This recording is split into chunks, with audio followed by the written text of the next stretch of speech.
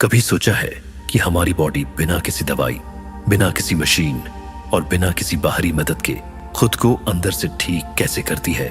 सोचिए जरा, अगर आपके शरीर के अंदर एक ऐसा सिस्टम हो जो खराब हो चुकी कोशिकाओं को खुद पहचान ले, उन्हें तोड़ दे, रिसाइकिल कर दे और उसी से नई मजबूत और हेल्दी कोशिकाएं बना दे, तो क्या वो किसी चमत्कार से कम होगा? लेकिन यह कोई जादू नहीं है, यह कोई साइंस फिक्शन नहीं है। यह एक बिल्कुल रियल, साइंटिफिक और बेहद पावरफुल बायोलॉजिकल प्रोसेस है जिसे हम कहते हैं ऑन्टोफेजी। ऑन्टोफेजी को समझने से पहले इस शब्द को ही थोड़ा तोड़कर समझते हैं। यह ग्रीक भाषा से आया है। इसमें ऑटो का मतलब होता है खुद और फैगी का मतलब होता है खाना, यानी सीधा सा मतलब हुआ खुद को खाना। अब सुनने में यह थोड़ा अजीब लग सकता है, लेकिन असल में यह हमारी बॉडी का सबसे इंटेलिजेंट सेफ्टी और क्लीनिंग सिस्टम है। इसे आप ऐसे समझ सकते हैं जैसे आपके शरीर के अंदर एक ऑटोमेटिक डीप क्लीनिंग मशीन लगी हो जो समय समय पर पूरे सिस्टम की सफाई करती रहती है। हमारे हर सेल के अंदर दिन भर काम करते करते बहुत सारा कचरा जमा हो जाता है। डैमेज्ड प्रोटीन्स, टूटे हुए पार्ट्स, पुराने बेकार हो चुके स्ट्रक्चर्स।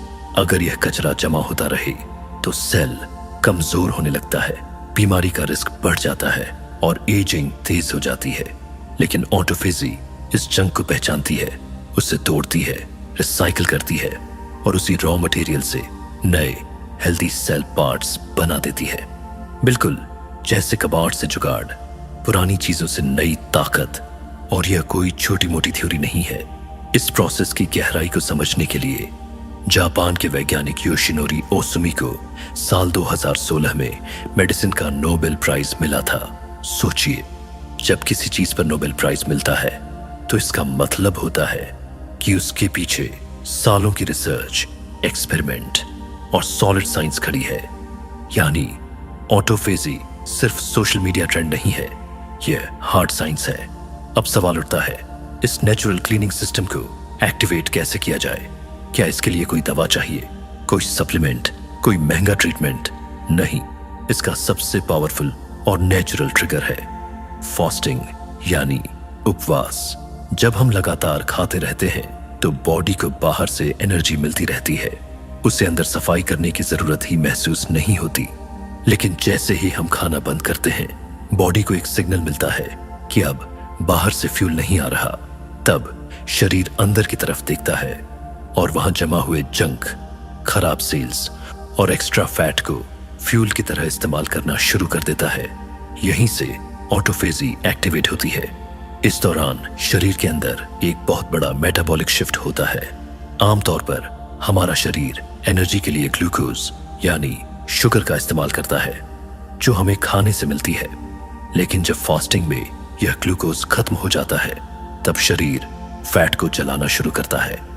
इसी प्रोसेस में बनते हैं कीटोन्स, और ये कीटोन्स हमारे ब्रेन के लिए super clean, super efficient fuel की तरह काम करते हैं। यही वजह है कि बहुत से लोग फास्टिंग के दौरान अचानक ज्यादा फोकस, शार्प क्लैरिटी और मेंटल एनर्जी महसूस करते हैं। अब रिसर्च में अक्सर लंबे फास्ट को अलग अलग स्टेज में समझाया जाता है। तो चलिए एक टिपिकल मल्टी डे फास्ट की जर्नी को धीरे धीरे समझते हैं कि शरीर के अंदर आखिर चल क्या रहा होता है। पहले दिन शरीर अपने लिवर और मसल्स में स्टोर किए गए ग्लाइकोजन का इस्तेमाल करता है। ग्लाइकोजन असल में शुगर का स्टोरेज फॉर्म होता है। लेकिन यहाँ एक इंटरेस्टिंग बात है, ग्लाइकोजन पानी के साथ स्टोर होता है। तो जब यह ग्लाइकोजन जलता है तो उसके साथ पानी भी बाहर निकलता है। इसलिए शुरुआत में जो वजन तेजी से कम होता दिखता है, वह ज्यादातर फैट नहीं बल्कि वाटर वेट होता है। यही वजह है कि लोग शुरुआत में बहुत एक्साइटेड हो जाते हैं, लेकिन असली फैट लॉस थोड़ा बाद में शुरू होता है। लेकिन पहले दिन का असली गेम चेंजर होता है इंसुलिन। इंसुलिन एक ऐसा हार्मोन है जो शरीर को फैट स्टोर करने का सिग्नल देता है। जैसे ही फास्टिंग शुरू होती है, इंसुलिन का लेवल तेजी से गिरने लगता है और जैसे ही इंसुलिन नीचे जाता है, शरीर का फैट बर्निंग स्विच ऑन हो जाता है। यहीं से बॉडी असली बदलाव की तैयारी में प्रवेश करती है और इसी मोड पर शरीर एक नई अवस्था में प्रवेश करने लगता है जहां सिर्फ वजन कम होना नहीं बल्कि सेलुलर लेवल पर रिपेयर शुरू होता है। लेकिन असली पावरफुल बदलाव दूसरे और तीसरे दिन पर कैसे एक्टिवेट होते हैं। जैसे जैसे फास्टिंग आगे बढ़ती है और दूसरा दिन शुरू होता है, शरीर अब सिर्फ एनर्जी बचाने की कोशिश नहीं कर रहा होता बल्कि वह खुद को रीप्रोग्राम करना शुरू कर देता है। इस स्टेज पर बॉडी धीरे धीरे डीप कीटोसिस में चली जाती है। अब ग्लूकोज लगभग खत्म हो चुका होता है और एनर्जी का मुख्य सोर्स बन जाते हैं फैट से बने कीटोन्स। यही वह मोमेंट है जहां ऑटोफेजी का इंजन पूरी स्पीड पकड़ लेता है। अब शरीर अंदर जमा पुराने, कमजोर और डैमेज्ड सेल्स को तोड़ तोड़ कर साफ करने लगता है। यह सिर्फ सफाई नहीं है, यह एक तरह का इंटरनल अपग्रेड है। जैसे कोई पुराना सॉफ्टवेयर हटाकर नया, फास्ट और ज्यादा सिक्योर वर्जन इंस्टॉल किया जाए। इसी दौरान ब्रेन के अंदर एक बेहद खास प्रोटीन का लेवल बढ़ता है जिसे कहते हैं BDNF, brain derived neurotrophic factor. यह प्रोटीन नए न्यूरॉन्स की ग्रोथ को सपोर्ट करता है, ब्रेन कनेक्शन को मजबूत करता है और लर्निंग, फोकस और मेमोरी को तेज करता है। यही वजह है कि बहुत से लोग इस फेज में अचानक जबरदस्त मेंटल क्लैरिटी, शांति और डीप फोकस महसूस करते हैं। सोचिए, भूखे रहने पर दिमाग कमजोर होने के बजाय और ज्यादा शार्प हो जाता है। लेकिन इसी पॉइंट पर लोगों के मन में एक बड़ा डर पैदा होता है, मसल लॉस का डर। लोग सोचते हैं कि अगर शरीर को बाहर से खाना नहीं मिलेगा तो क्या वह अपनी ही मसल्स को जलाना शुरू नहीं कर देगा। यह डर बिल्कुल नेचुरल है, लेकिन यहाँ शरीर की इंटेलिजेंस समझना जरूरी है। रिसर्च बताती है कि फास्टिंग के दौरान शरीर में ग्रोथ हार्मोन का लेवल तेजी से बढ़ता है, कई बार तो नॉर्मल से कई गुना ज्यादा। ये हार्मोन मसल टिश्यू को टूटने से बचाता है और फैट को एनर्जी के रूप में इस्तेमाल करने को प्राथमिकता देता है। यानी बॉडी की पहली चॉइस होती है फैट और सेलुलर जंक को जलाना, मसल्स को नहीं। तो अगर हम इस पूरे फेज को समराइज करें तो एक लंबे फास्ट के दौरान 3 बड़े बदलाव होते हैं। पहला, इंसुलिन का लेवल बहुत नीचे चला जाता है जिससे फैट स्टोरेज बंद हो जाती है। दूसरा, ऑटोफेजी तेजी से एक्टिव हो जाती है और सेलुलर क्लीनिंग शुरू हो जाती है। और तीसरा, ग्रोथ हार्मोन मसल्स को प्रोटेक्ट करता है ताकि शरीर की ताकत बनी रहे। अब जैसे जैसे चौथा और 5वां दिन आता है, शरीर एक अलग ही मोड में प्रवेश कर जाता है। अब वह एक super efficient fat burning machine बन चुका होता है। इस स्टेज पर अक्सर भूख लगभग गायब हो जाती है क्योंकि शरीर अब अपने ही फैट स्टोर्स से लगातार एनर्जी निकालने में एक्सपर्ट बन चुका होता है। यहां तक कि कुछ रिसर्च यह भी बताती है कि इसी फेज में कुछ ऐसे जीन एक्टिवेट होते हैं जो लंबी उम्र, सेल रिपेयर और डिजीज रेजिस्टेंस से जुड़े होते हैं। यानी शरीर सिर्फ सरवाइव नहीं कर रहा, वह खुद को भविष्य के लिए और ज्यादा मजबूत बना रहा है। लेकिन यहीं पर कहानी खत्म नहीं होती। फास्टिंग से बॉडी की डीप क्लीनिंग तो हो जाती है, लेकिन असली जादू तो उसके बाद शुरू होता है। बहुत लोग सिर्फ फास्ट पर फोकस करते हैं और एक सबसे जरूरी स्टेज को नजरअंदाज कर देते हैं, और वह स्टेज है रिफीडिंग, यानी फास्ट को सही तरीके से तोड़ना।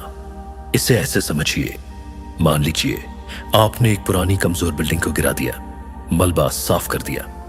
अब अगर आप वहीं छोड़ दें तो फायदा क्या। असली काम तो नई मजबूत नींव डालने और उस पर नई इमारत खड़ी करने का होता है। फास्टिंग डेमोलिशन है और रिफीडिंग रिकंस्ट्रक्शन। फास्टिंग के दौरान शरीर पुरानी, कमजोर और खराब हो चुकी इम्यून सेल्स को खत्म करता है। लेकिन जब आप दोबारा न्यूट्रिएंट से भरपूर खाना खाते हैं तब शरीर के अंदर मौजूद सोए हुए स्टेम सेल्स एक्टिवेट हो जाते हैं। यही स्टेम सेल्स एक नया, ज्यादा मजबूत और ज्यादा स्मार्ट इम्यून सिस्टम तैयार करते हैं। यानी असली रिबिल्डिंग फास्ट के बाद होती है। इसीलिए फास्ट तोड़ने का तरीका बेहद क्रिटिकल हो जाता है। शरीर को अचानक भारी खाना, चीनी या प्रोसेस्ड फूड देकर शॉक नहीं देना चाहिए। शुरुआत हमेशा हल्के, आसानी से पचने वाले और न्यूट्रिएंट डेंस फूड से करनी चाहिए, जैसे बोन ब्रॉथ, उबले हुए अंडे, एवोकाडो या सिंपल सब्जियां। यह शरीर को धीरे धीरे सिस्टम में वापस लाने का सही तरीका है। लेकिन यहाँ एक बहुत जरूरी सच्चाई समझना भी जरूरी है। ऑटोफेजी कोई जादुई इलाज नहीं है। इंटरनेट पर फैली कई बातें अधूरी या गलत हैं। कुछ लोग दावा करते हैं कि फास्टिंग कैंसर जैसी बीमारियों को ठीक कर सकती है। यह बेहद खतरनाक सोच है। किसी भी तरह का लंबा फास्ट शुरू करने से पहले डॉक्टर से सलाह लेना बिल्कुल अनिवार्य है। और यह भी समझना जरूरी है कि फास्टिंग हर किसी के लिए सुरक्षित नहीं होती। कौन लोग बिना मेडिकल सुपरविजन के फास्टिंग नहीं करनी चाहिए और माइंड बॉडी कनेक्शन इसमें कैसे रोल निभाता है। अब एक बहुत जरूरी और ईमानदार बात समझना जरूरी है। फास्टिंग और ऑटोफेजी कोई मैजिक पिल नहीं है। यह कोई ऐसा चमत्कार नहीं है जो हर बीमारी को अपने आप ठीक कर दे। इंटरनेट पर बहुत से लोग गलत दावे करते हैं, जैसे कि फास्टिंग कैंसर को ठीक कर सकती है या हर तरह की बीमारी खत्म कर सकती है। यह सोच खतरनाक है। सच्चाई यह है कि किसी भी तरह का लंबा फास्ट शुरू करने से पहले डॉक्टर की सलाह लेना नॉन नेगोशिएबल है।